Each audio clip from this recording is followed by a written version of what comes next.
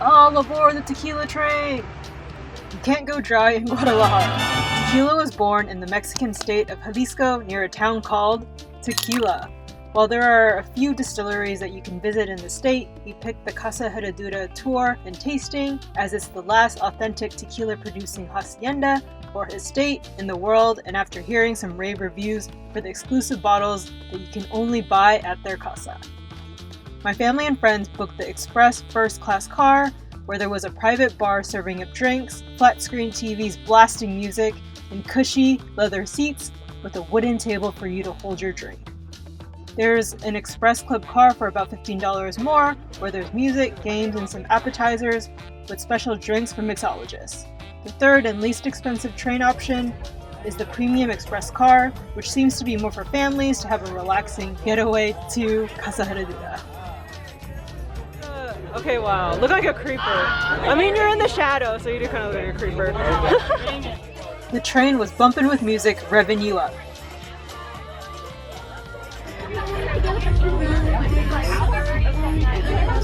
The first drink of the day is coffee. There we go. Not tequila. They're trying to warm you up to it. It was about a half hour-ish when they served up the first tequila cocktails, which seemed to be too long for some eager day drinkers in our friend and fam group. If you're a lightweight, I suggest you have a moderately sized breakfast before you arrive because they only provide a muffin on the train, and the full meal on the property is mid to late afternoon. Check out the itinerary on their website to get a feel for what the day looks like. I had a few tequila cocktails on board. One tasted similar to a tres leche cake in liquid form, and the other a yogurt mixed concoction that tasted like Yakult. I seem to compare a lot of things to Yakult on my channel. So this beverage has evaporated milk, condensed milk, activated chocolate, and tequila. Okay, thank you. I only got a hint of the tequila taste, so they didn't pour in too much, which isn't good if you like to feel the burn, but it's great so you can taste other drinks later on in the day. If you ask, they will pour straight shots, so we had a few rounds with the rowdy bridal party boys. Salute!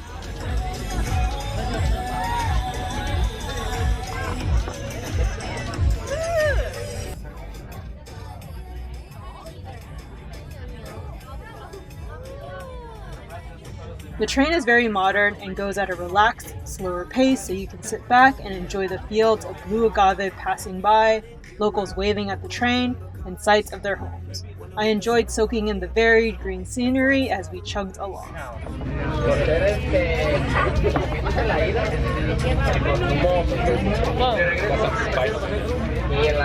that spice? Almost like a smoothie flavor.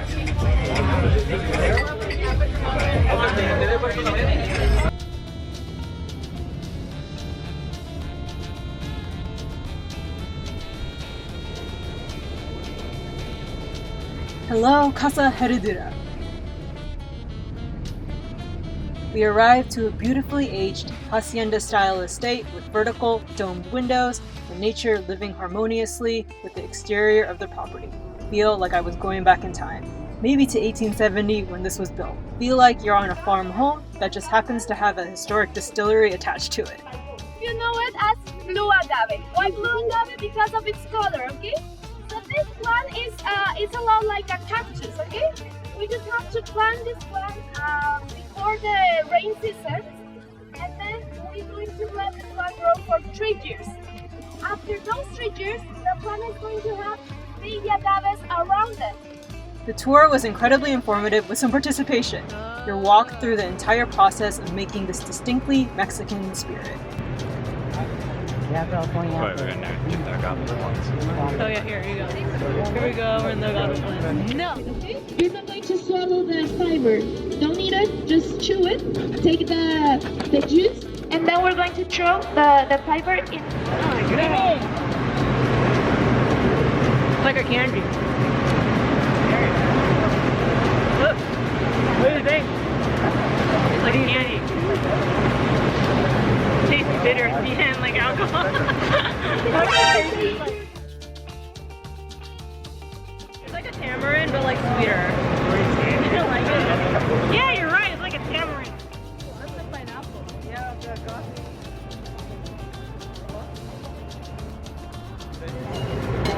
we complete? No, there's some people missing. I want you all to say hi to my friend, Legislador.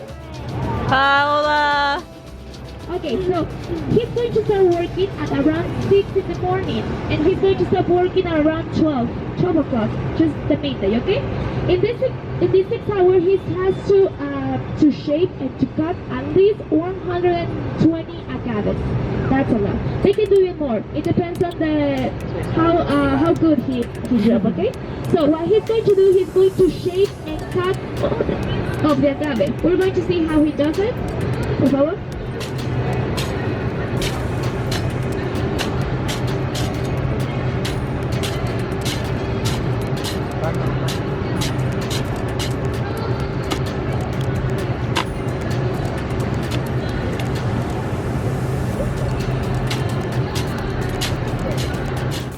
I was in awe watching them split and cut down the agave piñas like a pro.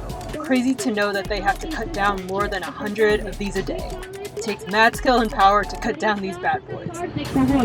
We have to take out the cogollo. We're not going to use that for the ovens. Why? Because it has a higher concentration of bitter waxes. So we have to take them out in order so they don't make our tequila bitter, okay? He's going to show it. There we have the waxes. We also have those waxes at the leaves, okay? That's why we cut them, because they also have waxes. Actually, it's the heart of... Clear nostrils out. I already smell everybody else's tequila. Okay. Oh man, that's cool. So we're going to do a Mexican dance, really famous in here. It's called Pelusa por aquí, Pelusa por allá. Is it there dry? Are they dry? Yeah? Okay. Now go to your nose. What smell do you get? Sweet. Yeah. Citrus? Like the agave. That's right. Like the one you tasted? Yeah. Like the cooked agave. Perfect. Now I want you to tell me, how are your hands? Are they sticky or are they soft? They're soft. That's what does it mean?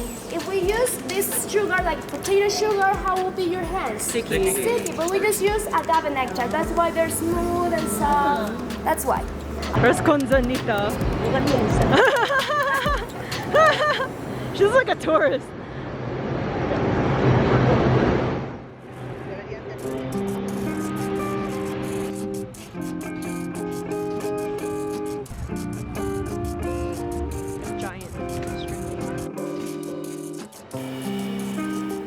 We walk through the working distillery that does the heavy lifting of turning the agave into your favorite spirit. We're in the last step of the production process, that is distillation. Here we have the mosto muerto. Remember, mosto muerto is the liquid we get after our fermentation process, okay? So what we're going to do is we're going to get rid of all the impurities, okay? How we're going to do that? We're going to do this with this machine, this stainless steel, okay? So what we're going to do is we're going to pour the mosto muerto inside. Inside of this thing we have a coil, okay? The coil is going to start heating the mosto muerto. It's going to heat until it turns into steam. The steam is going to go to that pipe onto the condensator. What the condensator is going to do is going to condense. That means turning the steam into water again. Distillation process. And 9 hours, we get what we call tequila. Tequila that is going to have 55% of alcohol. Pro tip: you spend a good amount of time walking and standing, so wear comfortable shoes.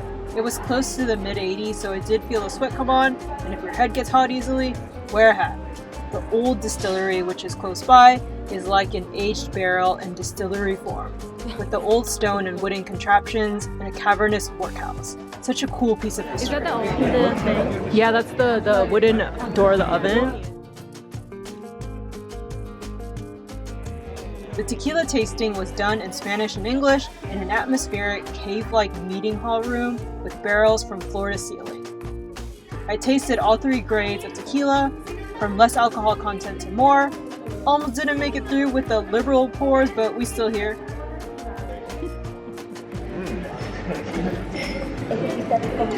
Like candy, bro. Jálase, ¿cómo estuvo? Ay, muy ligero, ¿verdad?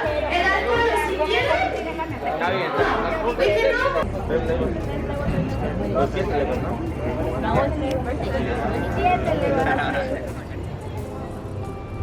Our late lunch was an alfresco 3-course meal to the right of the stage.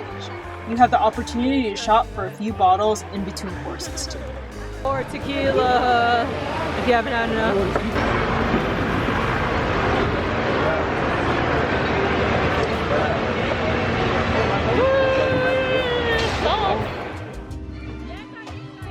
My favorite dish was the tamales and the mushroom.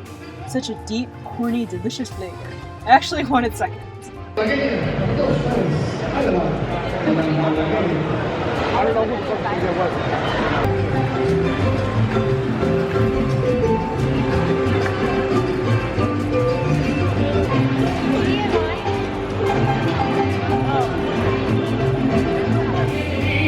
The boys were ordering so many shots at this point and mixed drinks that kept coming.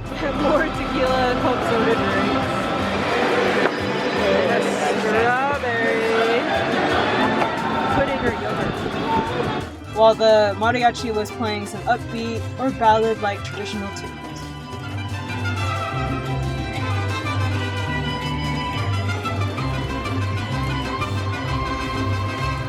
The lungs on some of the singers. Ooh.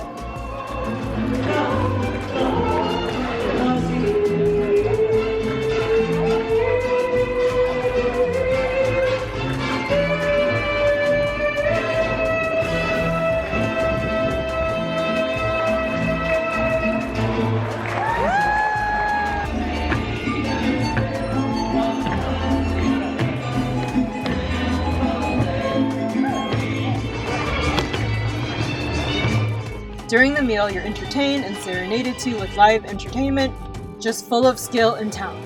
Twirling, tequila bottle head balancing, and sword spinning.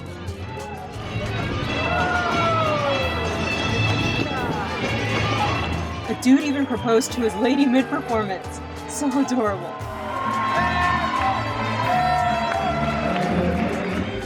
It was time to go back, and on the way back on the train, there was, guess what? More tequila! Woo! I fell asleep for most of the trip back, so I missed the coffee tequila though. Ooh. For being about $130 per person, you take a walk through a major piece of Mexican and spirit history. Have all the tequila you want flowing all day, and you get to enjoy a meal with traditional performances. Think of it as the length of a workday, but spending it with family, friends, tequila, and fun. I'd say this experience is totally worth it to spend a nice day out drinking some of the best tequila I've ever had. I'm still going to be in Mexico for upcoming vlogs, but next time we'll be exploring Lake Chapala. Don't miss our little adventure outside of Guadalajara. Make sure to subscribe, have an amazing day, and I'll see you next time. Bye!